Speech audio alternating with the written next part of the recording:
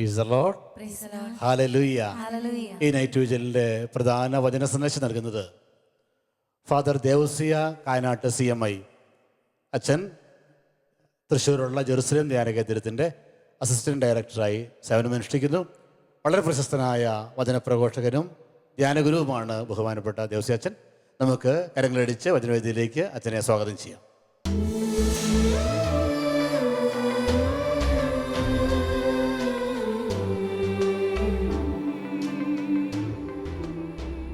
ഒത്തിരിയേറെ സന്തോഷത്തോടെ, അതിലേറെ പ്രാർത്ഥനയോടെയാണ് ഈ നൈറ്റ് വിജിൽ പങ്കെടുക്കാനായി നമ്മളെല്ലാവരും തന്നെ കടന്നു വന്നിട്ടുള്ളത്.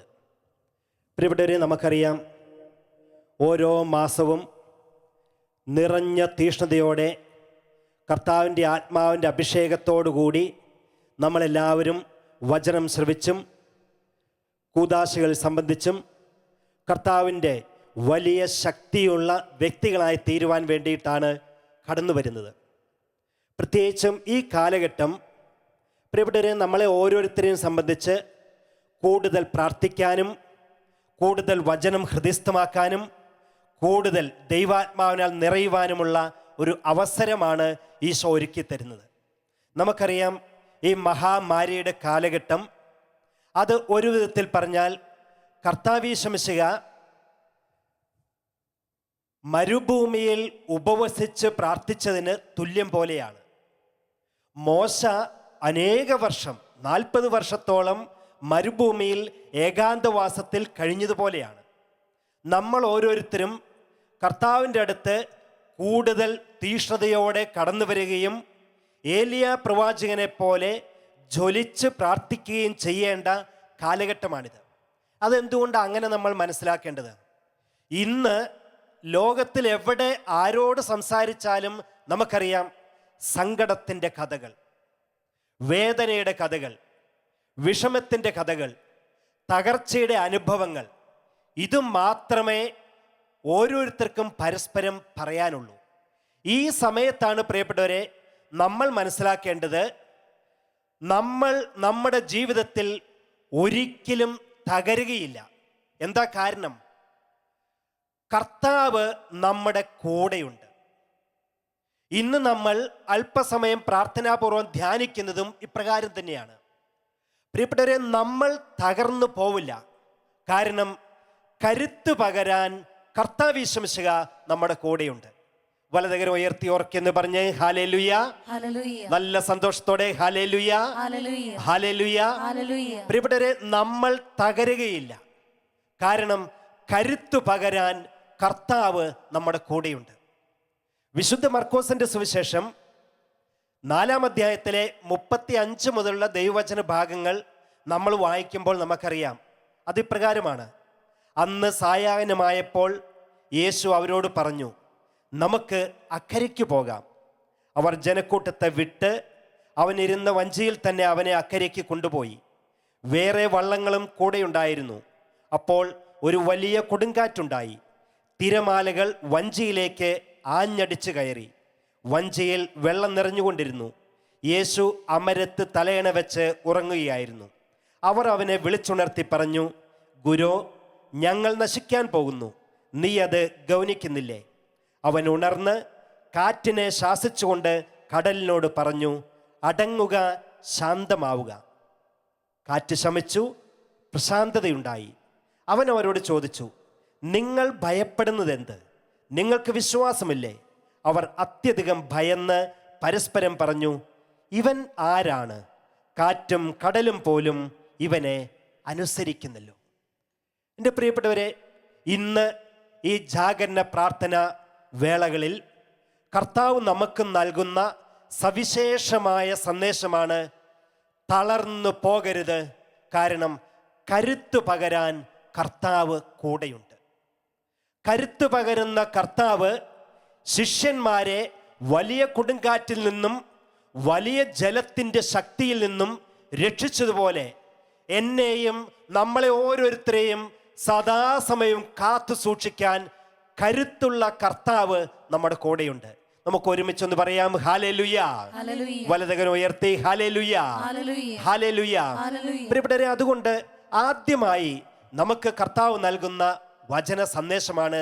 ഒന്നാമതായിട്ട് മനസ്സിലാക്കണം, എല്ലാം അവസാനിക്കുന്നതിന് മുൻപേ നമ്മൾ കർത്താവിനെ വിളിച്ച് പ്രാർത്ഥിക്കണം. എല്ലാം അവസാനിക്കുന്നതിന് മുന്നേ നമ്മൾ കർത്താവിനെ വിളിച്ച് പ്രാർത്ഥിക്കണം.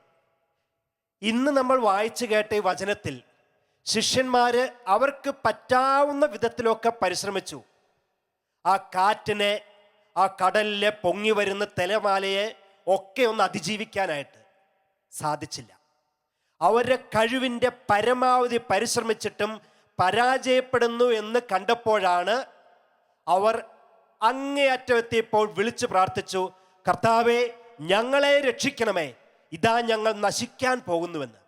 അതുകൊണ്ടാണ് പ്രിയപ്പെട്ടവരെ, ഒന്നാമതായിട്ട് ഇന്ന് നമ്മൾ മനസ്സിലാക്കുന്നത്, എല്ലാം അവസാനിക്കുന്നതിന് മുന്നേ കർത്താവിനെ വിളിച്ചപേക്ഷിക്കുക. എന്താണ് എല്ലാം അവസാനിക്കുന്നതിന് മുന്നേ? ഇന്ന് നമുക്കറിയാം, കൊടുങ്കാറ്റ് പോലെയല്ലേ മഹാമാരി അടിച്ചു കയറിക്കൊണ്ടിരിക്കുന്നത്. വലിയ തിരമാല കണക്കെയാണ് COVID-19 എന്ന ഈ മഹാമാരി കേരളത്തിലും ഇന്ത്യയിലെ എല്ലാ സ്റ്റേറ്റുകളിലും ലോകത്തിൽ അങ്ങോളം ഇങ്ങോളം അലയടിച്ചു വരുന്നത്. ആ സമയത്ത് തകർന്നു പോകാതിരിക്കാൻ നമ്മൾ ഓരോരുത്തരും കരുത്ത് പകരുന്ന കർത്താവിനെ വിളിച്ച് പ്രാർത്ഥിക്കണം. ഈ വചനഭാഗത്ത് അങ്ങനെയല്ലേ ശിഷ്യന്മാർ ചെയ്തത്? കർത്താവേ, ഇതാ ഞങ്ങൾ നശിക്കാൻ പോകുന്നു, നീ ഇത് ഗൗനിക്കുന്നില്ലേ എന്ന്. ഇതുപോലെ പ്രിയപ്പെട്ടവരെ, നമ്മൾ ഓരോരുത്തരും എല്ലാം അവസാനിക്കുന്നതിന് മുന്നേ ഒന്ന് വിളിച്ച് പ്രാർത്ഥിക്കാൻ സാധിച്ചാൽ എനിക്കുറപ്പുണ്ട്, ജീവിതാനുഭവമുണ്ട്, കർത്താവ് നമ്മളെ രക്ഷിക്കും. എത്ര വലിയ പ്രതിസന്ധിയാകട്ടെ, തിരമാല പോലെ നമ്മുടെ തലയ്ക്ക് മീതെ വരുന്ന പ്രതിസന്ധികളാകട്ടെ, നിസ്സാരമായിട്ട് ഒതുക്കി നിർത്താൻ, അടക്കി നിർത്താൻ കർത്താവ് ശമിശയ്ക്ക് സാധിക്കും. അതല്ലേ വചനം ഇങ്ങനെ പറയുന്നത്. യെശയ്യാ പ്രവാചകന്റെ പുസ്തകം 4-ാം അധ്യായം 10-ാം വചനം ഇങ്ങനെയാണ്, ഭയപ്പെടേണ്ട, ഞാൻ നിന്നോട് കൂടെയുണ്ട്, സംഭ്രമിക്കേണ്ട, ഞാനാണ് നിന്റെ ദൈവം, ഞാൻ നിന്നെ ശക്തിപ്പെടുത്തുകയും സഹായിക്കുകയും ചെയ്യും. ഭയപ്പെടേണ്ട, ഞാൻ നിന്നോട് കൂടെയുണ്ട്, സംഭ്രമിക്കേണ്ട, ഞാനാണ് നിന്റെ ദൈവം, ഞാൻ നിന്നെ ശക്തിപ്പെടുത്തുകയും സഹായിക്കുകയും ചെയ്യും. ഹല്ലേലൂയ. നല്ല സന്തോഷത്തോടെ പറഞ്ഞ മക്കളെ, ഹല്ലേലൂയ. സന്തോഷത്തോടെ ഹല്ലേലൂയ. അതാണ് ഇന്ന് നമ്മൾ ഈ വചനത്തിൽ കണ്ടത്. അതിന് നമ്മൾ എന്താ ചെയ്യണ്ടേ? നമ്മൾ ചെയ്യേണ്ടത് ഈശോയെ ഒന്ന് നോക്കിക്കൊണ്ട് പറയണം, വിളിച്ച് പ്രാർത്ഥിക്കണം. എല്ലാം അവസാനിക്കുന്നതിന് മുന്നേ തന്നെ കർത്താവിനെ നോക്കിക്കൊണ്ട് ഈ ശിഷ്യന്മാരെ പോലെ കർത്താവെ രക്ഷിക്കണമേ എന്ന് ഒന്ന് വിളിച്ച് പ്രാർത്ഥിക്കണം. അങ്ങനെ പറഞ്ഞാൽ, പ്രാർത്ഥിച്ചാൽ എന്താ സംഭവിക്കുന്നതെന്നോ? ഈശോ എഴുന്നേറ്റ് നിൽക്കും. എഴുന്നേറ്റ് നിന്ന് നമുക്ക് നേരെ വരുന്ന എല്ലാ പ്രതിസന്ധികളെയും, എല്ലാ തിരമാലകളെയും കർത്താവ് നിമിഷാർത്ഥത്തിനുള്ളിൽ തടഞ്ഞു നിർത്തുക തന്നെ ചെയ്യും. അതല്ലേ വചനത്തിൽ കേട്ടത്, ഭയപ്പെടേണ്ട, സംഭ്രമിക്കേണ്ട, ഞാൻ നിന്റെ കൂടെയുണ്ട് എന്ന്. വീണ്ടും വചനം നമുക്ക് പറഞ്ഞു തരുന്നു. വിശുദ്ധ പൗലോസ് ലീഹ ഹെബ്രായർക്ക് എഴുതിയ ലേഖനം 13-ാം അധ്യായം 5-ാം വചനത്തിൽ ഇങ്ങനെയാണ്, ഞാൻ നിന്നെ ഒരു വിധത്തിലും അവഗണിക്കുകയോ ഉപേക്ഷിക്കുകയോ ഇല്ല. അങ്ങനെ അവിടുന്ന് പറഞ്ഞിട്ടുണ്ടല്ലോ, ഞാൻ നിന്നെ ഒരിക്കലും അവഗണിക്കുകയോ ഉപേക്ഷിക്കുകയില്ല. ഇത് പ്രിയപ്പെട്ടവരെ കർത്താവ് ശംസിയുടെ വചനമാണ്. നമുക്കറിയാം, കർത്താവിൻ്റെ വചനം ആകാശവും ഭൂമിയും കടന്നുപോയാലും ഒരിക്കലും മാറ്റം വരാത്തതാണ്. അതുകൊണ്ട് ഈ വചനത്തിൽ നമുക്ക് വിശ്വസിക്കണം. വിശ്വസിച്ചുകൊണ്ട് ശിഷ്യന്മാർ വിളിച്ച് പ്രാർത്ഥിച്ചതുപോലെ എല്ലാം അവസാനിക്കുന്നതിന് മുന്നേ ഒന്ന് കർത്താവിനെ വിളിച്ച് പ്രാർത്ഥിക്കാൻ സാധിക്കണം. അപ്പൊ സംഭവിക്കുന്നതെന്നാണോ? ഇത് നമ്മുടെ മുന്നിൽ വലിയ മതില് പോലെ തിരമാലയും എല്ലാ പ്രതിസന്ധികളും പൊങ്ങി വരുമ്പോൾ നമ്മളെയൊക്കെ കർത്താവ് തൻ്റെ പുറകിൽ നിർത്തി നമ്മുടെ മുന്നിൽ കയറി നിന്ന് ഈ ചീറിയടിക്കുന്ന കാറ്റിനെ, കടലിലെ തിരമാലകളെ കർത്താവ് ശാന്തമാക്കും, തടഞ്ഞു നിർത്തും. അതിൽ നിന്ന് ഒരു തുള്ളി വെള്ളം പോലും നമ്മുടെ മേത്ത് പതിക്കാതെ കർത്താവ് കാത്തു സൂക്ഷിച്ചുകൊള്ളും. അതുകൊണ്ട് ഒന്നാമതായി ഇന്ന് നമ്മൾ മനസ്സിലാക്കുകയും നമ്മൾ പ്രാർത്ഥിക്കുകയും ചെയ്യേണ്ടത് ഇതാണ്: എല്ലാം അവസാനിക്കുന്നതിന് മുൻപേ കർത്താവിനെ വിളിച്ച് പ്രാർത്ഥിക്കണം. കാരണം കരുത്ത് പകരാൻ കർത്താവ് നമ്മുടെ കൂടെയുണ്ട്. വലതുകരം ഉയർത്തി ഹല്ലേലൂയ. ഉറക്കെ പറയാം നമുക്ക് ഹല്ലേലൂയ, ഹല്ലേലൂയ.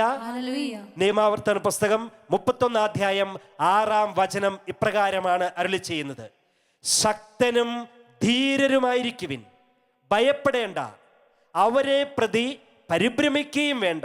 എന്തെന്നാൽ നിങ്ങളുടെ ദൈവമായ കർത്താവാണ് കൂടെ വരുന്നത്. അവിടുന്ന് നിങ്ങളെ നിരാശപ്പെടുത്തുകയോ പരിത്യജിക്കുകയോ ഇല്ല. പ്രിയപ്പെട്ടവരെ, ഒരിക്കലും അതുകൊണ്ട് ലോകത്തിൽ മുഴുവൻ ഇതാ മഹാമാരി ചീറ്റിയടിക്കുന്നു എന്ന് വിചാരിച്ച് നമ്മുടെ പരിസരത്തോ നമ്മുടെ ദേശത്തോ വലിയ പ്രതിസന്ധികൾ ഉടലെടുക്കുന്നു എന്ന് കണ്ടുകൊണ്ട് നമ്മൾ നിരാശപ്പെടരുത്. നമ്മളെ കർത്താവ് ഒരിക്കലും നിരാശപ്പെടുത്തുകയില്ല, പരിത്യജിക്കുകയില്ല. രണ്ടാമതായിട്ട്, നമ്മൾ ഇന്ന് കർത്താവിൻ്റെ വചനം ശ്രവിക്കുമ്പോൾ ഈശോ പറഞ്ഞു തരുന്ന രണ്ടാമത്തെ കാര്യം ഇതാണ്: സഹന സമയങ്ങളിൽ കർത്താവിനോട് കൂടുതൽ ചേർന്ന് നിൽക്കണം. ഞാൻ ഒന്നും കൂടെ പറയാം, എങ്ങനെയാണെന്നോ. സഹന സമയങ്ങളിൽ നമ്മൾ കർത്താവിനോട് കൂടുതൽ ചേർന്ന് നിൽക്കണം. ഞാനിത് പറയുമ്പോൾ എൻ്റെ മനസ്സിലോട്ട് എൻ്റെ വ്യക്തിപരമായ ജീവിതത്തിൽ ഉണ്ടായിരിക്കുന്ന ഒത്തിരിയേറെ അനുഭവങ്ങൾ വരുന്നുണ്ട്. നമുക്ക് ഓരോരുത്തർക്കും അങ്ങനെയുള്ള അനുഭവങ്ങളുണ്ട്. പ്രിയപ്പെട്ടവർ, ഒരു സത്യം ഇതല്ലേ: നമുക്ക് കൂടുതൽ കൂടുതൽ ദൈവാനുഭവങ്ങൾ ഉണ്ടായിട്ടുള്ളത് എപ്പോഴാണ്? വലിയ സന്തോഷം ഉണ്ടായപ്പോഴാണോ? വലിയ വിജയങ്ങൾ കിട്ടിയപ്പോഴാണോ? നമ്മൾ എപ്പോഴാണ് കൂടുതൽ നേരം ഈശോയുടെ ദിവികാരുണ്യത്തിന് മുമ്പിലിരുന്ന് പ്രാർത്ഥിച്ചിട്ടുള്ളത്, ജപമാല ചൊല്ലിയിട്ടുള്ളത്, കരുണക്കൊന്ത ചൊല്ലി പ്രാർത്ഥിച്ചിട്ടുള്ളത്, വചനം വായിച്ച് ധ്യാനിച്ചിട്ടുള്ളത് വലിയ വിജയം കിട്ടുമ്പോഴാണോ?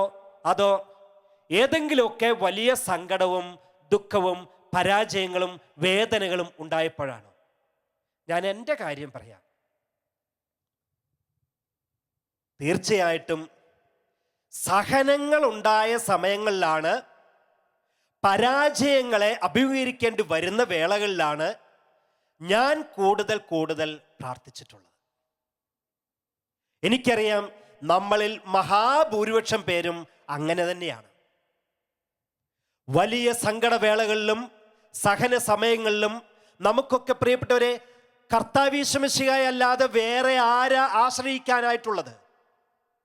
അതുകൊണ്ടാണ് ഇന്ന് ഈശോ നമുക്ക് പറഞ്ഞു തരുന്നത്, ഒരു കാരണവശാലും നമ്മൾ തകർന്നു പോകില്ല. കാരണം കരുത്ത് പകരാൻ കർത്താവ് കൂടെയുണ്ട്. ഉൽപ്പത്തി പുസ്തകത്തില് 37-ാം അധ്യായത്തിൽ നിറഞ്ഞു നിൽക്കുന്ന പൂർവ്വ യൗസേപ്പിന്റെ ജീവിതം നമുക്ക് കാണാം. അവിടുന്ന് ആരംഭിക്കുകയാണ് ഉൽപ്പത്തി പുസ്തകം 37-ാം അധ്യായത്തില്. ആ പൂർവ്വ യൗസേപ്പ്, പ്രിയപ്പെട്ടവർ ഓർക്കുക, 24-ാമത്തെ വചനത്തിൽ സഹോദരന്മാരൊക്കെ ആടുമേയ്ക്കുന്ന സ്ഥലത്തേക്ക് ആ കൊച്ചു ജോസഫ് ചെന്നു. അവരുടെയൊക്കെ ഏറ്റവും ഇളയ അനുജൻ. അവനോട് അപ്പന് അങ്ങേയറ്റം സ്നേഹമായിരുന്നുകൊണ്ട് എല്ലാ സഹോദരങ്ങൾക്കും വല്ലാത്ത കുശുമ്പായി ഈ ജോസഫിനോട്. നമുക്ക് ആ ചരിത്രം അറിയാം. അതുകൊണ്ട് ജോസഫ് അകലേന്ന് നടന്നു വരുന്ന കണ്ടപ്പോൾ തന്നെ എല്ലാവരും കൂടെ പറഞ്ഞു, ദേ അവൻ വരുന്നുണ്ട്, അവനെ നമുക്ക് ഒരു പാഠം പഠിപ്പിക്കണം എന്നും പറഞ്ഞ് ആ 37-ാം അധ്യായത്തിലെ 24-ാം വചനത്തിൽ ഇങ്ങനെയാണ് നമ്മൾ കാണുന്നത്: സഹോദരന്മാരെല്ലാവരും കൂടെ ജോസഫിനെ എടുത്ത് ഒരു വലിയ പൊട്ടക്കിണറ്റിലേക്ക്, കുഴിയിലേക്ക് എടുത്തിട്ടു. നമ്മൾ കല്ലെടുത്തിടുന്ന പോലെ, പാറക്കഷ്ണം എടുത്തിടുന്ന പോലെ ജോസഫിനെ എടുത്ത് ഒരു കുഴിയിലേക്ക് എടുത്തിട്ടു. അങ്ങനെ അവൻ്റെ ജീവിതം അവസാനിപ്പിക്കാൻ വേണ്ടിയിട്ട്. പ്രിയപ്പെട്ടവരെ, അവിടെ കിടന്ന്, ആ കുഴിയിൽ കിടന്ന് തന്നെ കുഴിയിലേക്ക് എടുത്തിട്ട, ആ കിണറ്റിലേക്കിട്ട സഹോദരങ്ങളെ പ്രാവുകയല്ല ചെയ്തത്, അവരെ പഴിക്കുകയല്ല ചെയ്തത്, ആ കുഴിയിൽ കിടന്ന് അസഭ്യം പറയുകയല്ല ചെയ്തത്. നേരെ മറിച്ച് കർത്താവിനോട് കൂടുതൽ ചേർന്ന് നിന്നു ഈ ജോസഫ്. സഹനങ്ങൾ ഉണ്ടാകുമ്പോൾ നമ്മൾ ഓരോരുത്തരും കർത്താവിനോട് കൂടുതൽ കൂടുതൽ ചേർന്ന് നിൽക്കണം. അങ്ങനെ ചേർന്ന് നിന്നുകൊണ്ടാണ് പ്രിയപ്പെട്ടവരെ കുറച്ച് കഴിഞ്ഞപ്പം ഇതാ സഹോദരന്മാർ തന്നെ പരസ്പരം പറഞ്ഞു, ഓ നമ്മുടെ ഒന്നുമല്ലെങ്കിലും നമ്മുടെ തന്നെ രക്തമല്ലേ, നമ്മുടെ തന്നെ മാംസമല്ലേ, അവനെ ഇങ്ങനെ കൊല്ലണ്ട, നമുക്ക് അവനെ കുഴിയിൽ നിന്ന് എടുത്തിട്ട് വേറെ എന്തെങ്കിലും ചെയ്യാം. അങ്ങനെ എന്താ ചെയ്യേണ്ടതെന്ന് ആലോചിക്കുമ്പോഴാണ് അകലെ കൂടെ കുറേ കച്ചവടക്കാര് ഈജിപ്തിലേക്ക് പോകുന്നു. അപ്പോൾ അവരെ കണ്ടപ്പോഴേ എല്ലാവരും കൂടെ പറഞ്ഞു, നമുക്കിവനെ ആ കച്ചവടക്കാർക്ക് വിൽക്കാം. അങ്ങനെ പ്രിയപ്പെട്ടവരെ, ജോസഫിനെ കുഴിയിൽ നിന്നും എടുത്ത് പൊക്കി മുകളിലേക്ക് കൊണ്ടുവന്നിട്ട് ഈജിപ്തിലേക്ക് പോയിക്കൊണ്ടിരുന്ന കച്ചവടക്കാർക്ക് കൊടുത്തു. അത് 37 അധ്യായം 28 വചനത്തിലാണ്. അത് വചനം എങ്ങനെയാണ്? 20 വെള്ളിക്കാശിന് ഇസ്മായേലിയർക്ക് ജോസഫിനെ വിറ്റു. അവർ അവനെ ഈജിപ്തിലേക്ക് കൊണ്ടുപോയി. ഓർക്കണം, സഹനം കുറച്ചെങ്ങാനുമാണോ? ആദ്യം സ്വന്തം സഹോദരങ്ങള് ഇതാ കിണറ്റിൽ പിടിച്ചിട്ടു. ഇപ്പൊ ഇത് അവിടുന്നും പൊക്കിയെടുത്ത് ഒരു വിദേശ രാജ്യത്തിലേക്ക് പോകുന്ന ഇസ്മായേലിയർക്ക് വിറ്റു. പ്രിയപ്പെട്ടവരെ, ജോസഫ് സഹന പർവങ്ങളിലൂടെ മാത്രമാണ് നടന്നത്. ഓർക്കണം, എത്ര കാശിനെ വിറ്റത്? 20 വെള്ളിക്കാശിന്. കർത്താവ് ശിംശിഹായെ യൂദാസ് എത്ര കാശിനെ ഒറ്റുകൊടുത്തത്? 30 വെള്ളിക്കാശിന്.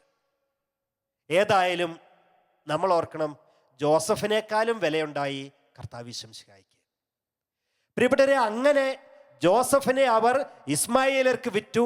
അടിമയായിട്ട് അവർ അവനെ ഈജിപ്തിലേക്ക് കൊണ്ടുപോയി. സഹനം കഴിഞ്ഞില്ല. നമുക്കറിയാം, വടിവെട്ടാൻ പോയിട്ടുണ്ടായിരുന്നുള്ളൂ.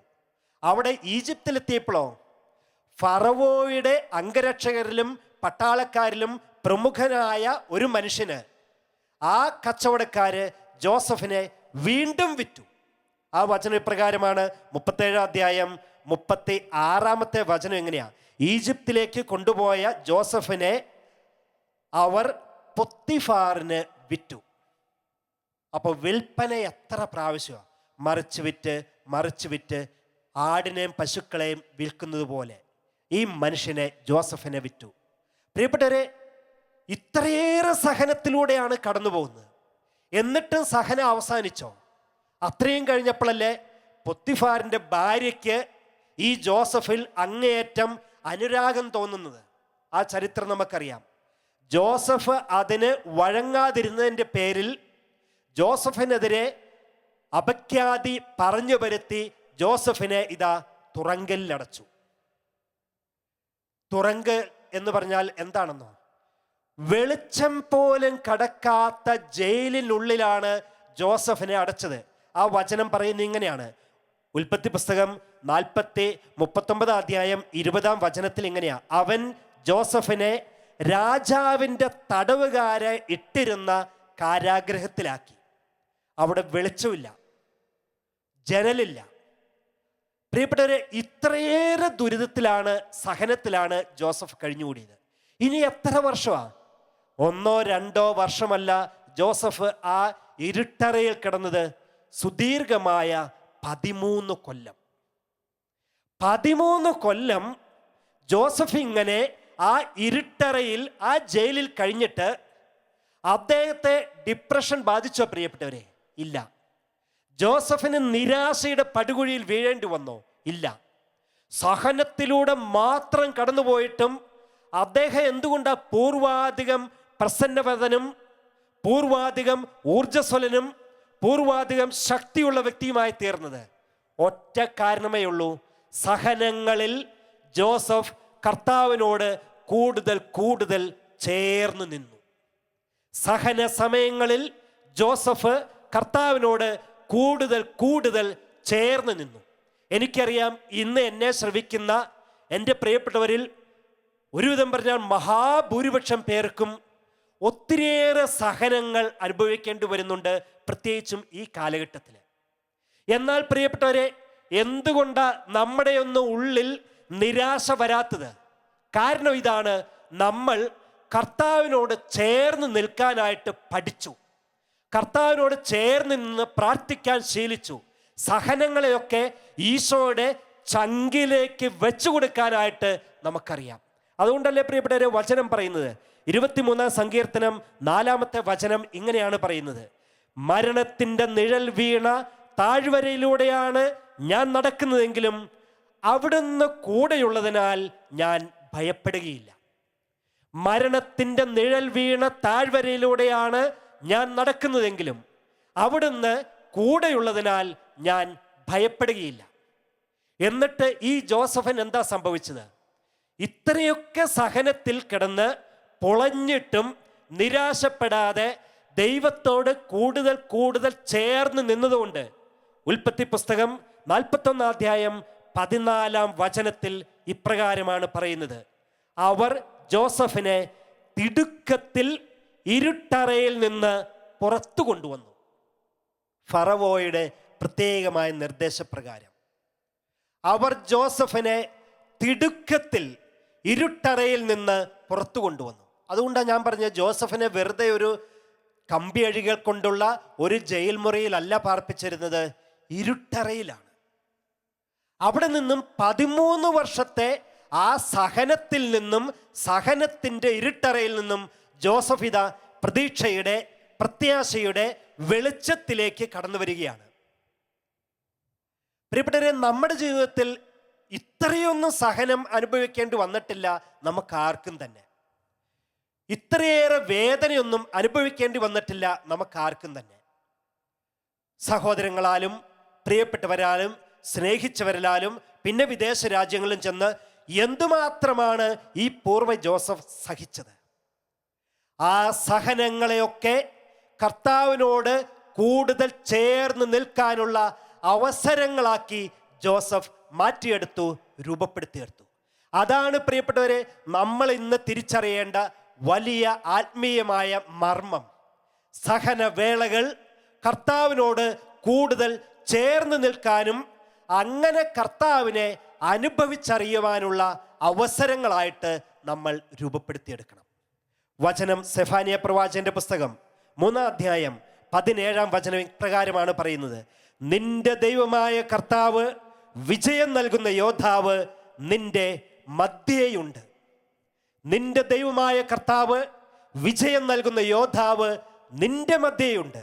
വലതുകര ഉയർത്തി വലിയ സന്തോഷത്തോടെ പറഞ്ഞ മക്കളെ, ഹല്ലേലൂയ, ഹല്ലേലൂയ, ഹല്ലേലൂയ. കാരണം എന്താ? ഏത് സഹന സമയങ്ങളിലും, ഏത് സഹനത്തിന്റെ പാതയിലൂടെ നീങ്ങുമ്പോഴും മനസ്സിൽ കുറിച്ചു വെച്ചുകൊള്ളണം, വിജയം നൽകുന്ന കർത്താവ് നമ്മുടെ മധ്യേയുണ്ട്, നമ്മുടെ കൂടെയുണ്ട്. സ്വരമുയർത്തി പറയാം നമുക്ക്, ഹല്ലേലൂയ, നല്ല സന്തോഷത്തോടെ ഹല്ലേലൂയ. വീണ്ടും യോഹന്നാന്റെ സുവിശേഷം 3 അധ്യായം 16 ഇങ്ങനെയല്ലേ കർത്താവ് യേശുമിശിഹാ നമ്മളോട് പറയുന്നത്: എന്തെന്നാൽ അവനിൽ വിശ്വസിക്കുന്ന ഏവനും നശിച്ചു പോകാതെ നിത്യജീവൻ പ്രാപിക്കുന്നതിന് വേണ്ടി തൻ്റെ ഏകജാതനെ നൽകാൻ തക്കവിധം ദൈവം ലോകത്തെ അത്രമാത്രം സ്നേഹിച്ചു.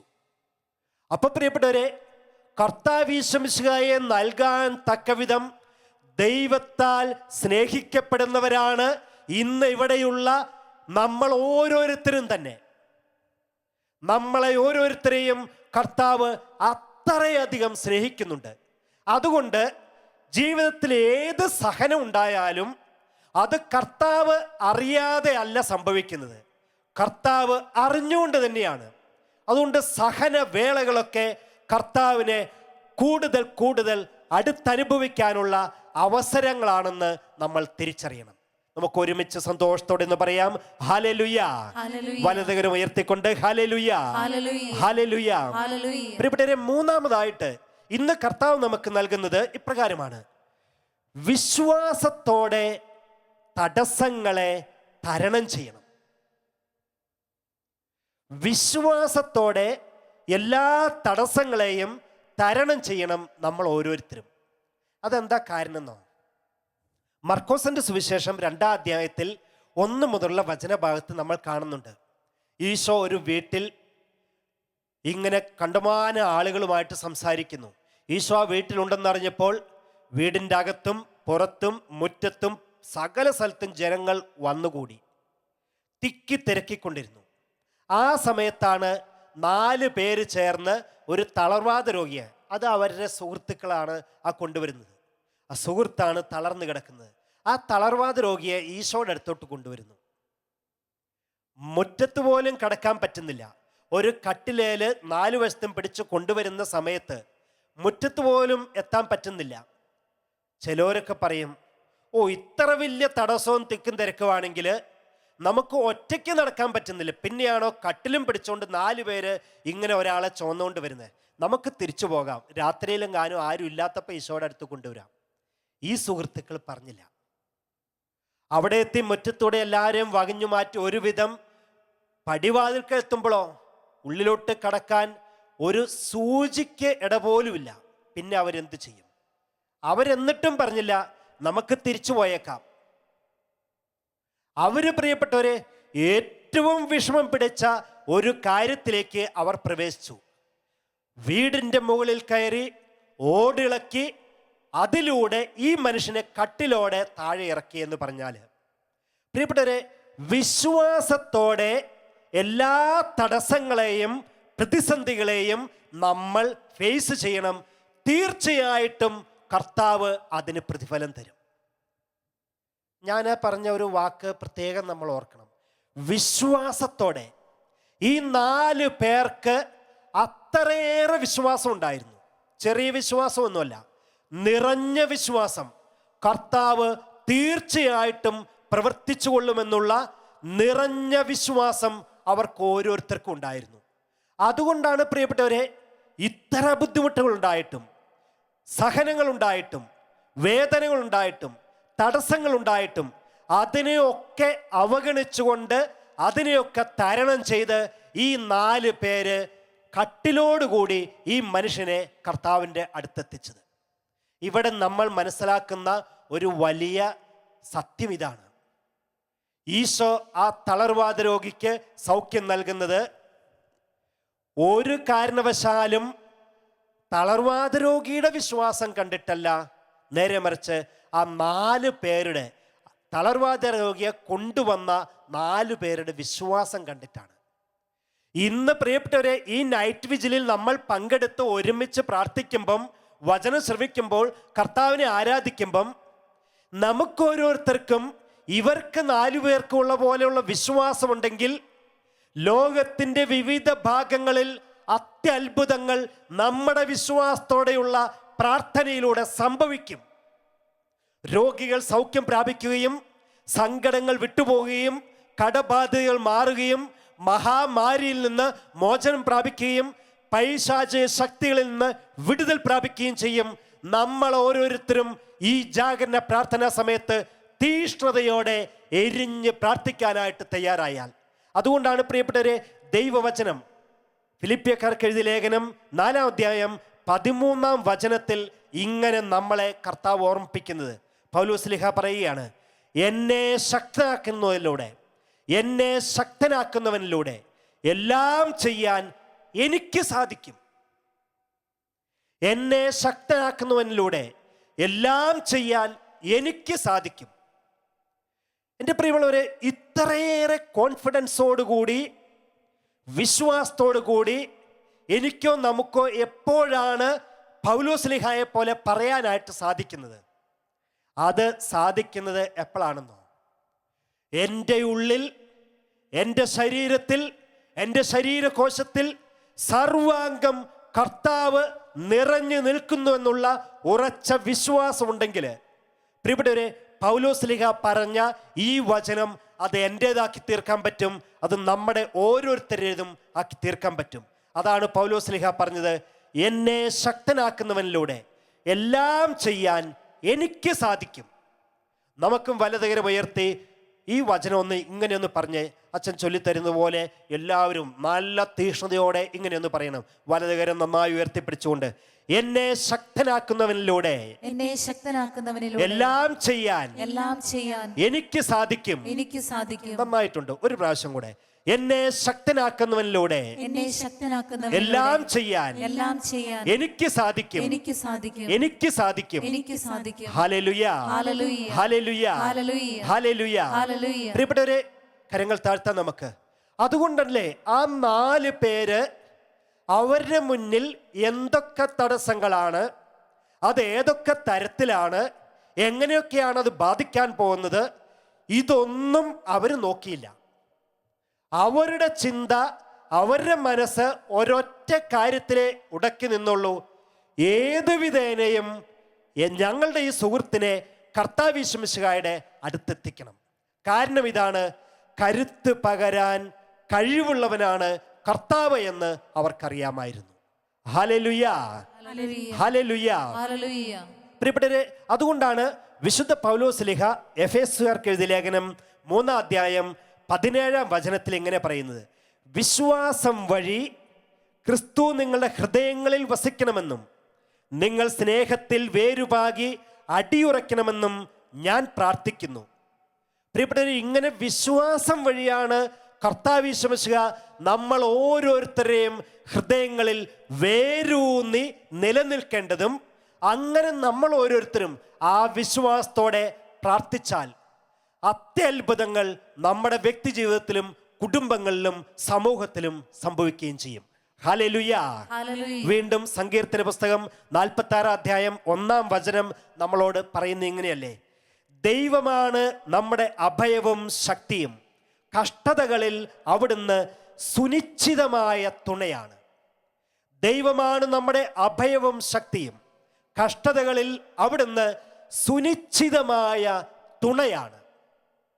അതുകൊണ്ട് പ്രിയപ്പെട്ടവരെ, നമ്മൾ ഒരു കാരണവശാലും ഈ കാലഘട്ടത്തിൽ നഷ്ടധൈര്യരായി പോകരുത്. രോഗം വന്നതിൻ്റെ പേരിൽ, ജോലി പോയതിൻ്റെ പേരിൽ, കടബാധ ഉണ്ടായതിൻ്റെ പേരിൽ, ഏതെങ്കിലും തരത്തിൽ വിദേശത്ത് ജോലി ചെയ്യുന്ന നമ്മുടെ പ്രിയപ്പെട്ടവർക്ക് ജോലി നഷ്ടപ്പെട്ട് തിരിച്ചു വരേണ്ടി വന്നു എന്നതിൻ്റെ പേരിൽ നമ്മൾ നിരാശപ്പെടാനോ നഷ്ടധൈര്യരാകാനോ പോകരുത്. കാരണം ഒന്ന് പോയാൽ 9 ഇരട്ടി തിരിച്ചു തരാൻ കഴിവുള്ളവനാണ് നമ്മുടെ കർത്താവ്. ഒരു വാതിലടഞ്ഞാൽ 9 വാതിലുകൾ തുറന്നു തന്ന് കർത്താവ് നമ്മളെ അനുഗ്രഹിക്കുക തന്നെ ചെയ്യും. Hallelujah, hallelujah. 4-മതായിട്ട് പ്രിയപ്പെട്ടവരെ, നമ്മൾ ഇന്ന് മനസ്സിലാക്കേണ്ട വചനം ഇങ്ങനെയാണ്: എന്നും എപ്പോഴും പ്രതീക്ഷയുള്ളവരാവുക. കർത്താവ് നമ്മളോട് ഈ കാലഘട്ടത്തിൽ പ്രത്യേകമായ വിധത്തിൽ പറഞ്ഞു തരാൻ ആഗ്രഹിക്കുന്ന സന്ദേശമാണിത്. എന്നും എപ്പോഴും പ്രതീക്ഷയുള്ളവരാവുക. ഒരു കാരണവശാലും നിരാശ നമ്മുടെ ജീവിതത്തിൽ കടന്നുകൂടാൻ ഇട കൊടുക്കരുത്, അവസരം കൊടുക്കരുത്. എന്നും എപ്പോഴും പ്രതീക്ഷയുള്ളവരാവുക. എന്തേ നമ്മൾ അങ്ങനെ? ഈ പ്രതീക്ഷ അത് മർക്കോസിന്റെ സുവിശേഷം 5-ാം അധ്യായത്തിലെ 28-ാം വചനം മുതൽ നമ്മൾ കാണുന്നുണ്ട്. ഒരു രക്തസ്രാവക്കാരി സ്ത്രീ. പ്രിയപ്പെട്ടവരെ, സുവിശേഷം ഇങ്ങനെ വായിച്ചു പോകുമ്പം പല പ്രാവശ്യം വായിക്കുമ്പോഴും എൻ്റെ മനസ്സിൽ അങ്ങേയറ്റം പ്രതീക്ഷയുള്ള ഒരു മനുഷ്യരൂപമായിട്ട് എപ്പോഴും കടന്നു വരുന്നത് ഈ രക്തസ്രാവക്കാരി സ്ത്രീയുടെ ചിത്രമാണ്.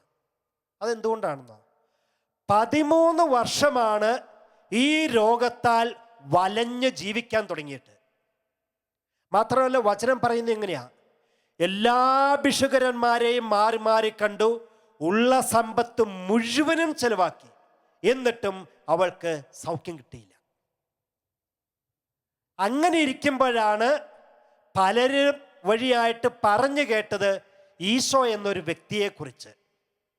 ആ കർത്താവ് സൗഖ്യം നൽകുന്നവനാണെന്നും അത്യത്ഭുതങ്ങൾ പ്രവർത്തിക്കുന്നവനാണെന്നും എല്ലാവരോടും കരുണ കാണിക്കുന്നവനാണെന്നും എല്ലാ വ്യക്തികളെയും തന്നിലേക്ക് വിളിക്കുന്നവനാണെന്നൊക്കെയുള്ള വലിയ വലിയ കാര്യങ്ങൾ ആ സ്ത്രീ കേട്ടു.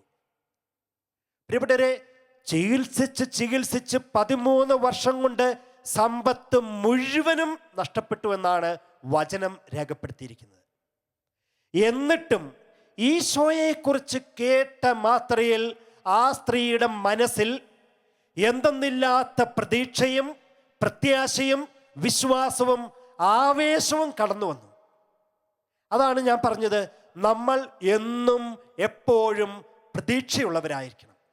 അങ്ങനെ ആ പ്രതീക്ഷ അതിൻ്റെ മൂർധന്യാവസ്ഥയിൽ എത്തിയപ്പോഴല്ലേ ആ രക്തസ്രാവക്കാരി സ്ത്രീയെക്കുറിച്ച് 5-ാം അധ്യായം 28-ാം വചനത്തിൽ മർക്കോസ് എഴുതി വച്ചിരിക്കുന്ന ഇങ്ങനെയല്ലേ: അവൾ ജനക്കൂട്ടത്തിനിടയിലൂടെ തിക്കി തിരക്കി ചെന്ന് ഈശോയുടെ വസ്ത്രത്തിൻ്റെ വിളുമ്പിൽ തൊട്ടു. തൊട്ട മാത്രയിൽ ആ സ്ത്രീ സൗഖ്യം പ്രാപിച്ചു. ഇവിടെ 2 കാര്യമാണ് പ്രത്യേകമായി നമ്മൾ ശ്രദ്ധിക്കേണ്ടത്. ഒന്ന്, ഈ സ്ത്രീയുടെ പ്രത്യാശ, പ്രതീക്ഷ. 2, അനിതര സാധാരണമായ വിശ്വാസം. ആ സ്ത്രീക്ക് ഈ വിശ്വാസം എവിടുന്ന കിട്ടിയേ? മറ്റുള്ളവർ ഈശോയെക്കുറിച്ച് ഈ സ്ത്രീയോട് പറഞ്ഞത് കേട്ടിട്ടാണ്. അതുവരെ കണ്ടിട്ടില്ല, കേട്ടിട്ടില്ല, പ്രസംഗങ്ങൾ കേട്ടിട്ടില്ല, ഒന്നുമില്ല. മറ്റുള്ളവർ പറഞ്ഞു കർത്താവിനെ കുറിച്ച്. അത് കേട്ടിട്ടാണ് ഈ സ്ത്രീക്ക് ഈശോയെക്കുറിച്ച് വലിയ പ്രതീക്ഷ വന്നു. ആ മനുഷ്യന് ഒരുപക്ഷേ എന്നല്ല, ആ മനുഷ്യന് തീർച്ചയായിട്ടും എന്നെ സുഖപ്പെടുത്താൻ പറ്റുമെന്ന്.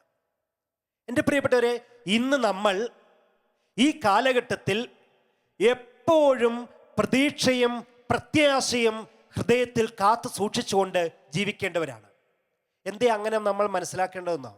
നമ്മുടെ അയൽപക്കങ്ങളിൽ, നമ്മുടെ വീടുകളിലും, ഒരുപക്ഷെ നമ്മുടെ വീട്ടിലുമൊക്കെ ഈ COVID-19 എന്ന മഹാമാരി പിടിച്ച് ഒത്തിരിയേറെ ആളുകൾക്ക് വലിയ രോഗാവസ്ഥയിൽ കിടക്കുന്നു, വല്ലാതെ ദുരിതം അനുഭവിക്കുന്നു, കഷ്ടപ്പെടുന്നു, നോക്കാൻ ആരുമില്ലാത്തതിൻ്റെ ദയനീയ അവസ്ഥയിൽ അനുഭവിക്കുന്ന ഒത്തിരിയേറെ ആളുകൾ, കുറേ അധികം പേര് മരണപ്പെടുന്ന വാർത്തകൾ അനുദിനം നമ്മൾ കാണുന്നു, കേൾക്കുന്നു, വായിക്കുന്നു.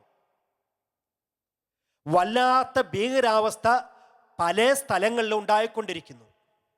ഇതൊക്കെ കണ്ടും കേട്ടും ജീവിക്കുമ്പോൾ പ്രിയപ്പെട്ടവരെ, എത്രയോ അധികം ഡോക്ടേഴ്സാണ് വിദേശങ്ങളിൽ, അത് ഇറ്റലിയിലും യൂറോപ്പിലെ പല രാജ്യങ്ങളിലും അമേരിക്കയിലും ആത്മഹത്യ ചെയ്തത്.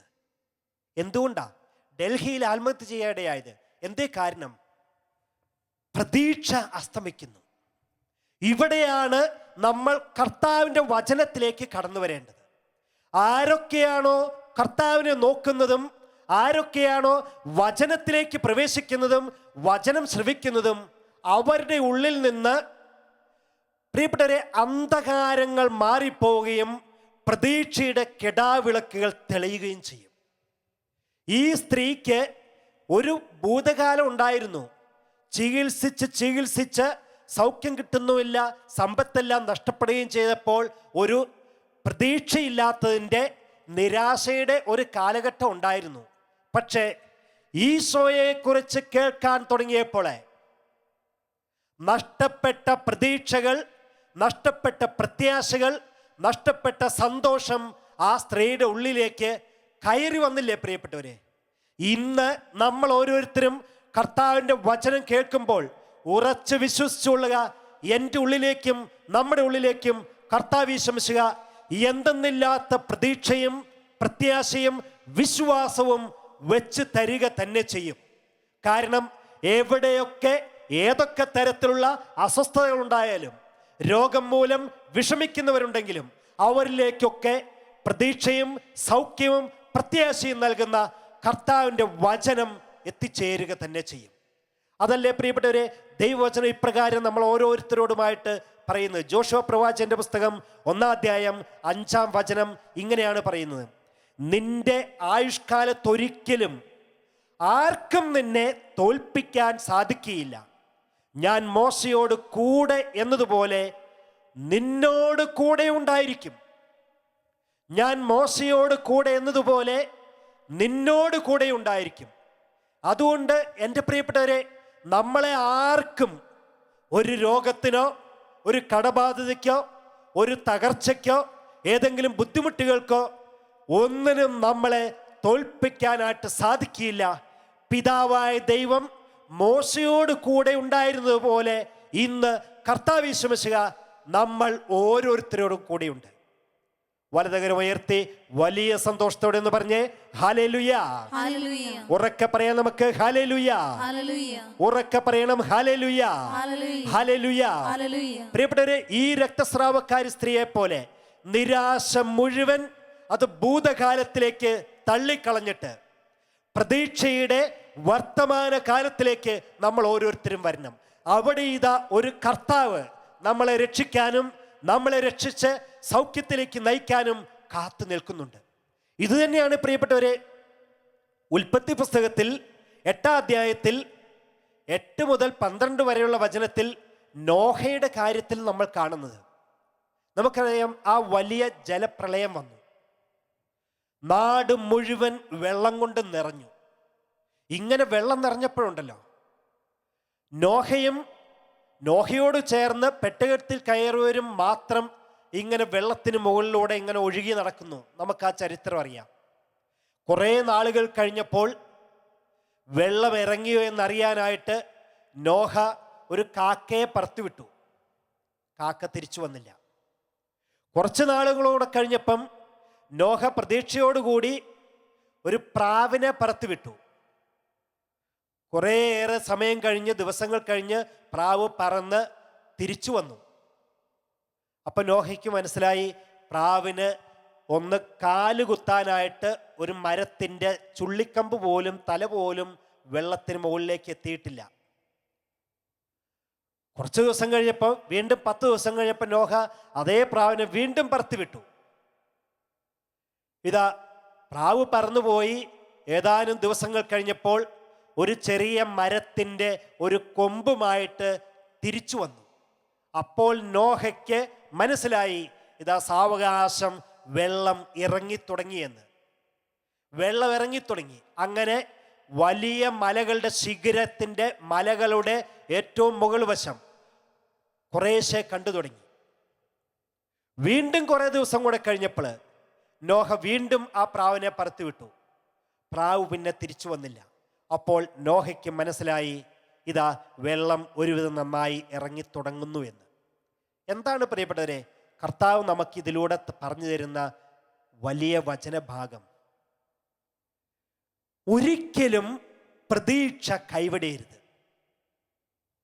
കുറേ നാളിങ്ങനെ പെട്ടകത്തിൽ അടച്ചു മൂടപ്പെട്ട് ഒരു സ്ഥലത്തും കര കാണാതെ ഇങ്ങനെ വെള്ളത്തിലൂടെ ഒഴുകി നടക്കുന്ന മോശയ്ക്ക് ഒരുപക്ഷെ ചിന്തിക്കാമായിരുന്നു, ഇനി ഇതിൻ്റെ ഉള്ളിലെ, പെട്ടകത്തിനുള്ളിലെ ഭക്ഷണമൊക്കെ തീർന്ന് ഞങ്ങളെല്ലാവരും ഇതിൽ തന്നെ ചത്തൊടുങ്ങുമെന്ന്. പ്രിയപ്പെട്ടവരെ, നോഹ ഒരിക്കലും പ്രതീക്ഷ കൈവിട്ടില്ല.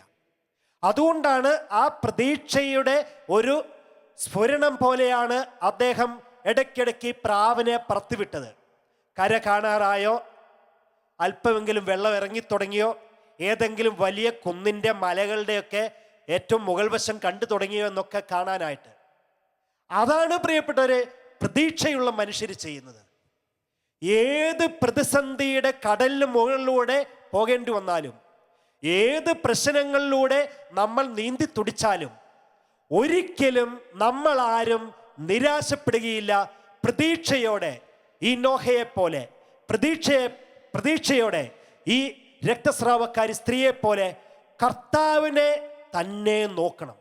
തീർച്ചയായിട്ടും പ്രത്യാശയും പ്രതീക്ഷയും പൂവണിയിച്ചു തരും കർത്താവ്. വിശ്വസിക്കുക. വചനം നമ്മളോട് ഇങ്ങനെയാണ് പറയുന്നത്. നിയമാവർത്തന പുസ്തകം 31 അധ്യായം 6-ാം വചനം നമ്മളോട് പറയുന്നു, ശക്തരും ധീരരുമായിരിക്കുവിൻ, ഭയപ്പെടേണ്ട, അവരെ പ്രതി പരിഭ്രമിക്കുകയും വേണ്ട. എന്തെന്നാൽ നിങ്ങളുടെ ദൈവമായ കർത്താവാണ് കൂടെ വരുന്നത്. ശക്തരും ധീരരുമായിരിക്കുക, അവരെ പ്രതി പരിഭ്രമിക്കുകയും വേണ്ട. എന്തെന്നാൽ നിങ്ങളുടെ ദൈവമായ കർത്താവാണ് കൂടെ വരുന്നത്. പ്രിയപ്പെട്ടവരെ, ഈ കാലഘട്ടത്തിൽ കർത്താവ് വിശ്വസിക്കുക ഏതെങ്കിലും ഒരു വ്യക്തിയെയോ ഏതെങ്കിലും വസ്തുക്കളോ ഒന്നുമല്ല നമുക്ക് തന്ന് നമ്മളെ രക്ഷിക്കാനായിട്ട് വരുന്നത്. നേരെ മറിച്ച് കർത്താവ് തന്നെയാണ് കൂടെ വരുന്നത്. അതാണ് പറഞ്ഞത്, പേടിക്കണ്ട, പരിഭ്രമിക്കണ്ട. കാരണം കർത്താവ് തന്നെയാണ് നമ്മളെ രക്ഷിക്കാൻ നമ്മുടെ കൂടെ വരുന്നത്. വലതുകരം ഉയർത്തി ഉറക്കെന്ന് പറയാം നമുക്ക്. ഹല്ലേലൂയ. നല്ല സന്തോഷത്തോടെ പറയണം ഹല്ലേലൂയ. ഒരുമിച്ച് ഹല്ലേലൂയ, ഹല്ലേലൂയ. അതുകൊണ്ട് പ്രിയപ്പെട്ടവരെ, കർത്താവ് വിശ്വസിക്കുക ഇന്ന് നമുക്ക് നൽകുന്ന വചനമാണ്, എന്നും എപ്പോഴും സന്തോഷവും പ്രതീക്ഷയും ഉള്ളവരായിരിക്കുക. കാരണം കരുത്ത് പകരാൻ കരുത്തുള്ള കർത്താവ് നമ്മുടെ കൂടെയുണ്ട്. അഞ്ചാമതായിട്ട് ഈശോ നമുക്ക് നൽകുന്ന വചന സന്ദേശം അതിപ്രകാരമാണ്, നമ്മുടെ ശക്തിയിലല്ല കർത്താവിൻ്റെ ശക്തിയിൽ ആശ്രയിക്കുക. ഒരു പ്രാവശ്യം കൂടെ പറയാം, നമ്മുടെ ശക്തിയിലല്ല കർത്താവിൻ്റെ ശക്തിയിൽ നമ്മൾ ആശ്രയിക്കണം. അതെന്താ കാരണം എന്നോ? നമുക്കൊക്കെ എന്തോ ഒരു ശക്തി ഉണ്ടെന്ന് നമുക്കറിയാം. ഒരുപക്ഷെ നമുക്ക് അറിവില്ലാത്തതുകൊണ്ട് ചിലപ്പോൾ നമ്മൾ നമ്മുടെ ശക്തിയിൽ മാത്രം ആശ്രയിക്കും. പ്രിയപ്പെട്ടവരെ, നമ്മുടെ ശക്തിയിലല്ല, കർത്താവിൻ്റെ ശക്തിയിൽ നമ്മൾ ആശ്രയിക്കണം. ജോഷുവ പ്രവാചകന്റെ പുസ്തകത്തിൽ അതീവ മനോഹരവും ഹൃദ്യവുമായൊരു വചനഭാഗമുണ്ട്. ജോഷുവയും പട്ടാളക്കാരും ഒക്കെ ജെറീക്കോ പട്ടണം കീഴടക്കാനായിട്ട് പോകുന്നത്. അങ്ങനെ ജെറീക്കോ പട്ടണത്തിൻ്റെ അടുത്തെത്തിയപ്പോൾ ജോഷുവയും പട്ടാളക്കാരും ഒരു വലിയ കാര്യം കണ്ടു. അത് രേഖപ്പെടുത്തിയിരിക്കുന്നത് 6-ാം അധ്യായത്തിലാണ്. 6-ാം അധ്യായത്തിൽ നമ്മൾ കാണുന്നു, ജെറീക്കോ എന്ന വലിയ പട്ടണത്തിൻ്റെ ചുറ്റും ഒരു 10 ആളേക്കാൾ ഉയരത്തിലുള്ള വലിയ മതില്. ഒരുപക്ഷെ ടിപ്പു സുൽത്താൻ്റെ കോട്ട എന്നൊക്കെ നമ്മൾ കാണുകയും കേൾക്കുകയൊക്കെ ചെയ്തിട്ടുണ്ട്. അതിലും ശക്തിയേറിയ വലിയ മതില്. ജോഷുവയും കൂട്ടത്തിലുള്ള എല്ലാ പട്ടാളക്കാരും ആ മതിലിൻ്റെ അടുത്തെത്തിയിട്ട് ഇടിച്ചു നോക്കി, കുന്തം കൊണ്ട് കുത്തി നോക്കി, വലിയ ചുറ്റി കൊണ്ട് ഇടിച്ചു നോക്കി. ഒരു കല്ല് പോലും ഇളക്കാനായിട്ട് സാധിച്ചില്ല. മാത്രമല്ല, ജോഷുവയും പട്ടാളവും കൂട്ടരും വരുന്നത് കണ്ടിട്ട് ജെറീക്കോ നിവാസികൾ ആ വലിയ കോട്ടയുടെ എല്ലാ വാതിലുകളും അടച്ച് അവർ അതിൻ്റെ ഉള്ളിൽ കഴിഞ്ഞുകൂടി. കുറേ നാളൊക്കെ പരിശ്രമിച്ചു നോക്കി, എങ്ങനെയെങ്കിലും ഈ കോട്ടയൊന്ന് ഇടിച്ച് തകർത്ത് അതിൻ്റെ ഉള്ളിലേക്ക് കടക്കണമെന്ന്. സാധിച്ചില്ല. പിതാവായ ദൈവം ജോഷുവയോട് പറഞ്ഞു, ജോഷുവ, നീ ഇതൊന്നും ചെയ്യേണ്ട, നിന്റെ പട്ടാളക്കാരെ കൊണ്ട് എങ്ങനെ ഇടിപ്പിക്കൊന്നും വേണ്ട, ഞാൻ പറഞ്ഞു തരുന്ന പോലെ ചെയ്താൽ മതി. എന്നിട്ട് പ്രിയപ്പെട്ടവരെ, പിതാവായ ദൈവം ജോഷുവയ്ക്ക് പറഞ്ഞു കൊടുത്ത കാര്യം കേട്ടാലുണ്ടല്ലോ, അത് വായിച്ചപ്പോൾ ഞാനിങ്ങനെ ആത്മാർത്ഥമായിട്ട് പറയാമല്ലോ, എനിക്ക് ഉള്ളിൽ ചിരി വന്നു പോയി വായിച്ചപ്പോഴേ. ദൈവം പറഞ്ഞു തന്നെയാണോ, ജോഷുവ ഒരു കാര്യം ചെയ്യണം, നീയും കൂട്ടരും ഈ വലിയ കോട്ടയ്ക്ക് ചുറ്റും 7 ദിവസം പീപ്പി വിളിച്ചുകൊണ്ട് നടക്കുക. പീപ്പി എന്ന് പറഞ്ഞാൽ നമ്മുടെ തനി നാടൻ ഭാഷ കേട്ടോ. ദൈവം പറഞ്ഞത് കാളയുടെ കൊമ്പെടുത്ത് ഊതിക്കൊണ്ട് നടക്കണമെന്ന്. കുന്തം കൊണ്ടും കൂടം കൊണ്ടും ഇടിച്ചിട്ട് ഒരു ചീള് പോലും ഇളക്കാൻ പറ്റാത്ത കോട്ടയെ അതിനു ചുറ്റും പീപ്പി വിളിച്ച് നടന്നാൽ അത് തകരുമോ? അതാ ഞാൻ പറഞ്ഞ, അത് വായിച്ചപ്പോഴേ എൻ്റെ ഒരു വിധം പറഞ്ഞ അങ്ങനെ ബോഷത്വം കൊണ്ട് ഞാൻ ചിരിച്ചുപോയി, ഇതെങ്ങനെയാ തകരുന്നതെന്ന്. എന്നാൽ പ്രിയപ്പെട്ടവരെ, ജോഷുവ എന്നെ പോലെയോ നമ്മളെപ്പോലെയോ ഒന്നും അല്ലായിരുന്നു. പിതാവായ ദൈവം പറയുന്നതിൽ അച്ചിട്ട പോലെ വിശ്വസിച്ച വ്യക്തിയാണ്.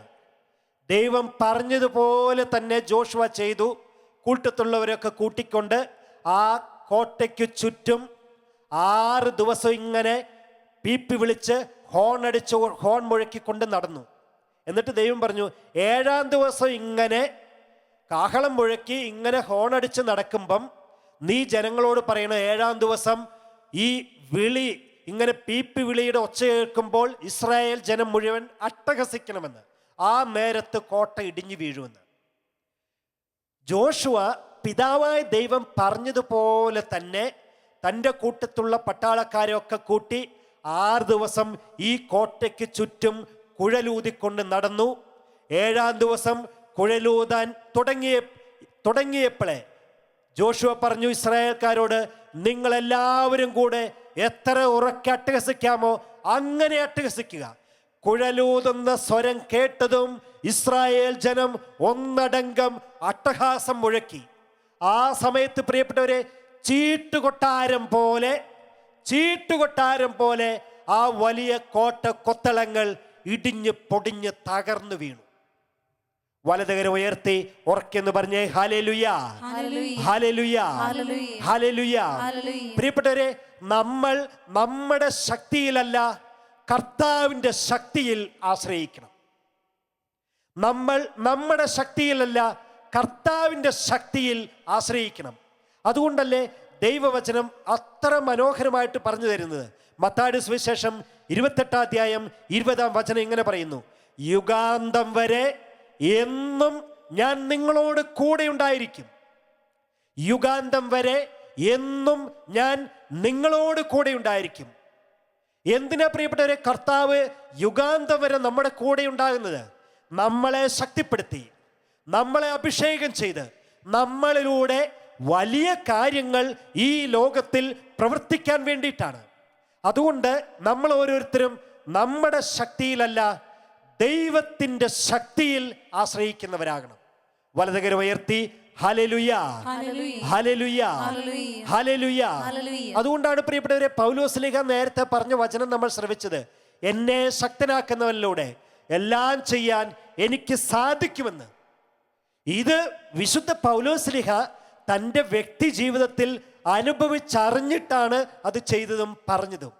അതല്ലേ കൽക്കട്ടയിലെ ഒരു വിശുദ്ധ മദർ തെരേസ ചെയ്തത്. ഒരു തരത്തിലും സമ്പത്തിൽ ആശ്രയിച്ചില്ല, സ്വന്തം ശക്തിയിൽ ആശ്രയിച്ചില്ല, സ്വന്തം ആരോഗ്യത്തിൽ ആശ്രയിച്ചിട്ടില്ല, മറ്റുള്ളവരിൽ ആശ്രയിച്ചില്ല. ആകെ മദർ തെരേസ ആശ്രയം വെച്ചത് എല്ലാത്തിനും ശക്തിയുള്ളവനായ കർത്താവ് യേശു മിശിഹായിലാണ്.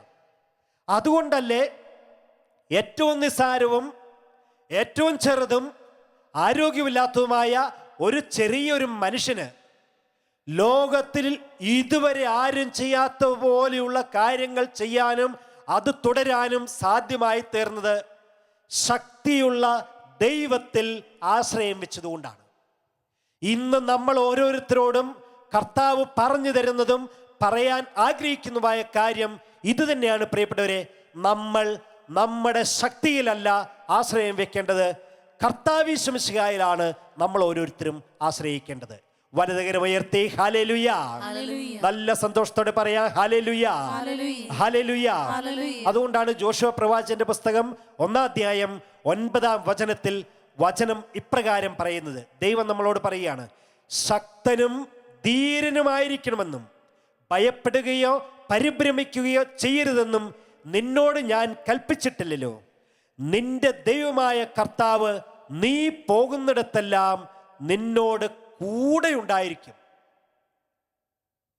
അല്ലാതെ കുറച്ച് വഴി വരാം, പകുതി വരെ വരാം എന്നല്ല. നിന്റെ ദൈവമായ കർത്താവ് നീ പോകുന്നിടത്തെല്ലാം നിന്നോട് കൂടെ ഉണ്ടായിരിക്കും. അതുകൊണ്ട് നമ്മൾ ശക്തനും ധീരരുമായിരിക്കണമെന്ന് കർത്താവ് ആവശ്യപ്പെടുകയാണ്. ഇങ്ങനെ നമ്മൾ ശക്തരും ധീരരുമായിരിക്കണമെങ്കിൽ നമ്മൾ നമ്മുടെ ശക്തിയിലല്ല ആശ്രയിക്കേണ്ടത്, കർത്താവ് യേശു മിശിഹായുടെ സകലത്തിൻ്റെയും ഉടയവനായ കർത്താവ് യേശു മിശിഹായുടെ ശക്തിയിൽ ആശ്രയിക്കണം. അങ്ങനെയാണെങ്കിൽ പ്രിയപ്പെട്ടവരെ നമ്മൾ തകർന്നു പോകില്ല. കാരണം കരുത്ത് പകരാൻ കരുത്തുള്ള കർത്താവ് നമ്മുടെ കൂടെയുണ്ട്. വലതുകരം ഉയർത്തി ഉറക്കെ പറയാം നമുക്ക് ഹല്ലേലൂയ. സ്വരമുയർത്തി hallelujah, hallelujah.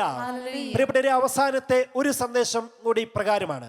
അത് ഒരിക്കലും ഉപേക്ഷിക്കാത്ത കർത്താവ് നമ്മുടെ കൂടെയുണ്ട്.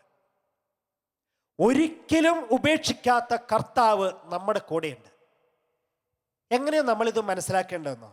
യോഹന്നാന്റെ സുവിശേഷം 21-ാം അധ്യായത്തിൽ 1 മുതലുള്ള വചനത്തിൽ ആ തിബേരിയസ് കടൽ തീരത്ത് കർത്താവ് യേശു മിശിഹാ ശിഷ്യന്മാർക്ക് പ്രത്യക്ഷപ്പെടുന്ന വചനഭാഗമാണ്. ഈശോ മരിച്ച് ഉയർത്തതിനു ശേഷം അങ്ങേയറ്റം നിരാശയുടെ പടുകുഴിയിലായി ശിഷ്യന്മാര്. ആ വചനഭാഗം വായിക്കുമ്പോൾ എങ്ങനെയാണ്? ഒരു ദിവസം സങ്കടപ്പെട്ടും നിരാശപ്പെട്ടും ഇരിക്കുന്ന പത്രോസ് തൻ്റെ കൂട്ടത്തിലുള്ള ശിഷ്യന്മാരോട് പറഞ്ഞു, 7 പേര് കൂടെയുണ്ട്, അവരോട് പറഞ്ഞു, ഞാൻ മീൻ പിടിക്കാൻ പോവുക. അപ്പോൾ ബാക്കി ശിഷ്യന്മാർ പറഞ്ഞു, ഞങ്ങളും കൂടെ വരികയാണ്. എന്താണെന്നോ? പ്രതീക്ഷ മുഴുവൻ അസ്തമിച്ചവൻ്റെ ഒരു വാക്കാണ് പത്രോസ് പറഞ്ഞത്, ഞാൻ മീൻ പിടിക്കാൻ പോവുകയാണ്. സ്വപ്നങ്ങളെല്ലാം തകർന്നു പോയവൻ്റെ വാക്കാണ് പത്രോസിലൂടെ വന്നത്, ഞാനിത് എൻ്റെ പഴയ തൊഴിലിലേക്ക് പോവുകയാണ്. പ്രത്യാശ മുഴുവൻ കെട്ടടങ്ങിപ്പോയവൻ്റെ ഒരു വിചാരമാണ് പത്രോസിലൂടെ മുഴങ്ങിക്കേട്ടത്, ഞാൻ മീൻ പിടിക്കാൻ പോവുകയാണ് എന്ന്. എന്തേ കാരണം? ഈശോ, തങ്ങളുടെ നേതാവായ ഈശോ മരിച്ചു, ഉയർത്തുവെന്ന് പലരും പറയുന്നു, പക്ഷെ കണ്ടിട്ടില്ല അവർ. ആ നിരാശയുടെ പടുകുഴിയിൽ വീണ് കഴിഞ്ഞപ്പോൾ പത്രോസ് പറഞ്ഞു, ഞാൻ മീൻ പിടിക്കാൻ പോവുകയാണ്. കൂട്ടത്തിൽ ബാക്കിയുള്ളവരും പറഞ്ഞു, ഞങ്ങളും വരിക. പ്രിയപ്പെട്ടവരെ, അന്ന് രാത്രി മുഴുവൻ അവർ പരിശ്രമിച്ചിട്ടും ഒന്നും കിട്ടിയില്ല. ആ ചരിത്രം നമുക്കറിയാം. എന്നിട്ടാണ് ഈശോ പറഞ്ഞത്, നിങ്ങൾ വലതുവശത്ത് വലയിടുക, കുഞ്ഞുങ്ങളെ നിങ്ങൾക്ക് വല്ലതും കിട്ടിയോ എന്ന്. പ്രിയപ്പെട്ടവരെ, ഭൂതകാലം കർത്താവ് ചെയ്യില്ല, എന്നാലും നിങ്ങൾ എന്നെ വിട്ടുപോയില്ലേ, നിങ്ങൾ എന്നെ തള്ളിപ്പറഞ്ഞില്ലേ, എന്നെ സഹായിക്കാൻ കൂടെ നിന്നല്ലോ, എന്ത് ദുഷ്ടന്മാരാ നിങ്ങൾ, എന്തൊരു കഷ്ടമ കാണിച്ച്, ഇതൊന്നും ഈശോ അവരോട് പറഞ്ഞില്ല. 10 മടങ്ങ് സ്നേഹത്തോടെ പറഞ്ഞു, ഇത് വലതുവശത്ത് വലയിടുക. ഇതാണ് പ്രിയപ്പെട്ടവരെ, ഒരിക്കൽ കർത്താവ് നമ്മളെ വിളിച്ചാൽ, ഒരിക്കൽ കർത്താവ് നമ്മളെ തിരഞ്ഞെടുത്താൽ, പിന്നെ ആ കർത്താവ് നമ്മളെ ഒരിക്കലും വിട്ടുപോവില്ല. ചിലപ്പോൾ നമുക്ക് വിട്ടുപോകണമെന്ന് തോന്നിയാലും, ഈ പത്രോസും കൂട്ടരും ചെയ്തതുപോലെ നമുക്കിനി വേണ്ട, കർത്താവിന് വിട്ടുപോകണമെന്ന് തോന്നിയാലും ഈശോ നമ്മളെ വിട്ടുപോവില്ല. ശരിക്കും ഇവിടെ പത്രോസ് മറ്റ് 6 ശിഷ്യന്മാര് ഈശോയെ വിട്ടുപോയി. അതാണ് അവർ പഴയ തൊഴിലിലേക്ക് പോയി എന്ന് പറയുമ്പം ഉദ്ദേശിക്കുന്നത്. എന്നാൽ ഈശോ അവരെ വിട്ടില്ല. ഈശോ പിന്നാലെ ചെന്ന് അവരെ വിളിച്ചു വീണ്ടും കൂട്ടിച്ചേർത്തു. കുഞ്ഞുങ്ങളെ എന്ന് വിളിച്ചുകൊണ്ട് 100 ഇരട്ടി സ്നേഹം കൊടുത്ത്, 100 ഇരട്ടി കരുതൽ കൊടുത്ത്, 100 ഇരട്ടി കരുണ കാണിച്ച് കർത്താവ് അവരെ വീണ്ടും കൂട്ടിച്ചേർത്തില്ലേ? അതുകൊണ്ടാണ് പ്രിയപ്പെട്ടവരെ ഇന്ന് നമ്മൾ മനസ്സിലാക്കുന്നത്, നമ്മൾ ആരും ഒരിക്കലും തകരുകയില്ല. കാരണം കരുത്ത് പകരുന്ന കർത്താവ് നമ്മുടെ കൂടെയുണ്ട്. ഒരിക്കലും ഉപേക്ഷിക്കാത്ത കർത്താവ് നമ്മുടെ കൂടെയുണ്ട്. സങ്കീർത്തനം 27-ാം സങ്കീർത്തനം 1-ാം വചനം ഇപ്രകാരമാണ് പറയുന്നത്: കർത്താവ് എൻ്റെ പ്രകാശവും രക്ഷയുമാണ്, ഞാൻ ആരെ ഭയപ്പെടണം? കർത്താവ് എൻ്റെ ജീവിതത്തിന് കോട്ടയാണ്, ഞാൻ ആരെ പേടിക്കണം? അതുകൊണ്ട് പ്രിയപ്പെട്ടവരെ, രോഗത്തെ പേടിക്കരുത്, ഇല്ലായ്മയെ പേടിക്കരുത്, വല്ലായ്മയെ പേടിക്കരുത്, തകർച്ചകളെ പേടിക്കരുത്. ഒന്നിനെയും നമ്മൾ ഭയപ്പെടേണ്ടവരല്ല. പൗലോസ്ലീഹ റോമാക്കാർക്ക് എഴുതിയ ലേഖനം 8-ാം അധ്യായം 38-39 വചനത്തിൽ അതുകൊണ്ടാണ് ഇത്ര ശക്തമായി പറയുന്നത്. ഈ വചനഭാഗം ഒരു കാരണവശാലും നമ്മൾ മറന്നു പോകരുത്. റോമൻസ് 8-ാം അധ്യായം 38-39 വചനം അതിങ്ങനെയാണ്: എന്തെന്നാൽ മരണത്തിനോ ജീവനോ ദൂതന്മാർക്കോ അധികാരങ്ങൾക്കോ ഇക്കാലത്തുള്ളവയ്ക്കോ വരാനിരിക്കുന്നവയ്ക്കോ ശക്തികൾക്കോ ഉയരത്തിനോ ആഴത്തിനോ മറ്റേതെങ്കിലും സൃഷ്ടിക്കോ നമ്മുടെ കർത്താവായ യേശു ക്രിസ്തുവിലൂടെയുള്ള ദൈവ സ്നേഹത്തിൽ നിന്ന് നമ്മെ വേർപ്പെടുത്തുവാൻ കഴിയുകയില്ലെന്ന് എനിക്കുറപ്പുണ്ട്. അതെ പ്രിയപ്പെട്ടവരെ, ഒരുത്തിനും, ഒരു വ്യക്തിക്കും, ഒരു ശക്തിക്കും, ഒരു തകർച്ചയ്ക്കും, ഒരു രോഗത്തിനും കർത്താവിലുള്ള സ്നേഹത്തിൽ നിന്ന് നമ്മളെ വേർപ്പെടുത്താനായിട്ട് കഴിയുകയില്ല. അതുകൊണ്ട് പ്രിയപ്പെട്ടവരെ, ഇന്ന് നമ്മൾ പ്രത്യേകമായി മനസ്സിലാക്കണം, കർത്താവ് കരുത്ത് പകരാനായിട്ട് നമ്മുടെ കൂടെയുണ്ട്. നമ്മൾ പ്രത്യേകമായിട്ടും ഈ ജാഗരണ പ്രാർത്ഥന സമയത്ത് നമ്മളെ കർത്താവ് വചനം തന്ന് അനുഗ്രഹിക്കുന്നത് 6 കാര്യങ്ങളാണ്. ഒന്നാമതായിട്ട് ഈശോ നമ്മളോട് പറഞ്ഞു, എല്ലാം അവസാനിക്കുന്നതിന് മുൻപേ കർത്താവിനെ വിളിച്ച് പ്രാർത്ഥിക്കുക. രണ്ടാമതായിട്ട്, സഹന സമയങ്ങളിൽ കർത്താവിനോട് കൂടുതൽ അടുത്ത് നിൽക്കുക. മൂന്നാമതായി, വിശ്വാസത്തോടെ എല്ലാ തടസ്സങ്ങളെയും തരണം ചെയ്യുക. നാലാമതായി, കർത്താവ് നമ്മളോട് പറയുന്നു, എന്നും എപ്പോഴും പ്രതീക്ഷയുള്ളവരാവുക. അഞ്ചാമതായിട്ട്, നമ്മുടെ ശക്തിയിലല്ല കർത്താവിൻ്റെ ശക്തിയിൽ ആശ്രയം വയ്ക്കുക. അവസാനമായും 6-ാമതായും ഈശോ നമ്മളോട് പറഞ്ഞു തരുന്ന സന്ദേശം ഇതാണ്: ഒരിക്കലും ഉപേക്ഷിക്കാത്ത കർത്താവ് കൂടെയുണ്ട്. ഒരിക്കലും ഉപേക്ഷിക്കാത്ത കർത്താവ് കൂടെയുണ്ട്. ആ കർത്താവിനെ വിളിക്കാനും, വിളിച്ച് പ്രാർത്ഥിക്കാനും, സ്തുതിച്ച് പ്രാർത്ഥിക്കാനും, ആ കർത്താവിൽ നിന്ന് ശക്തി സ്വീകരിക്കാനും നമ്മളെ ഓരോരുത്തരെയും അവിടെ നിന്ന് അനുഗ്രഹിക്കട്ടെ. 2 കരങ്ങളും നമുക്ക് തുറന്നു പിടിക്കാം. ഇങ്ങനെ 2 കരങ്ങളും തുറന്നു പിടിച്ച് ഒന്ന് സ്തുതിച്ച് പ്രാർത്ഥിച്ച മക്കളെ, hallelujah hallelujah hallelujah hallelujah hallelujah hallelujah. എല്ലാവരും കർത്താവിനെ സ്തുതിച്ച് പ്രാർത്ഥിക്കുക. നമ്മൾ മക്കളെ ഒരു കാരണവശാലും തകർന്നു പോവില്ല. കരുത്ത് പകരാനായിട്ട് കർത്താവ് നമ്മുടെ കൂടെയുണ്ട്. കർത്താവ് നമ്മുടെ കൂടെയുണ്ട്. നമ്മളെ രക്ഷിക്കുന്ന കർത്താവ്, നമ്മളെ ശക്തിപ്പെടുത്തുന്ന കർത്താവ്, നമ്മളെ വഴി നടത്തുന്ന കർത്താവ്, നമ്മളെ അഭിഷേകം ചെയ്യുന്ന കർത്താവ്, നമുക്ക് സൗഖ്യം നൽകുന്ന കർത്താവ്, പ്രതീക്ഷ പകരുന്ന കർത്താവ്, ആ കർത്താവ് നമ്മുടെ കൂടെയുണ്ട്. 2 കരങ്ങളും ഉയർത്താൻ നമുക്ക് 2 കരങ്ങളും ഉയർത്തി യേശുവേ എന്ന് വിളിച്ച് സ്തുതിച്ച് പ്രാർത്ഥിക്കുക. ഇടതടവില്ലാതെ സർവശക്തിയോടെ യേശുനാമം വിളിച്ച് നമ്മൾ ഓരോരുത്തരും ശക്തി പ്രാപിക്കട്ടെ. Hallelujah hallelujah hallelujah. നിറയട്ടെ നിറയട്ടെ നിറയട്ടെ. ദൈവശക്തി ഈ സമൂഹത്തിലുള്ള എല്ലാ മക്കളിലും വന്ന് നിറയട്ടെ. ദൈവത്തിന്റെ വചനത്തിന്റെ അഭിഷേകം, വചനത്തിന്റെ ദൈവത്തിന്റെ സൗഖ്യം ലോകം മുഴുവനുള്ള സകലരിലും എത്തിച്ചേരട്ടെ. Hallelujah, hallelujah, hallelujah. കർത്താവേ അനുഗ്രഹിക്കണമേ. Hallelujah, hallelujah, hallelujah. യേശുവേ നന്ദി, യേശുവേ സ്തുതി. Hallelujah, hallelujah, hallelujah, hallelujah. Isho നമ്മളെല്ലാവരെയും വചനത്തിലൂടെ സമൃദ്ധമായി അനുഗ്രഹിച്ച് അഭിഷേകം ചെയ്ത് വഴി നടത്തട്ടെ.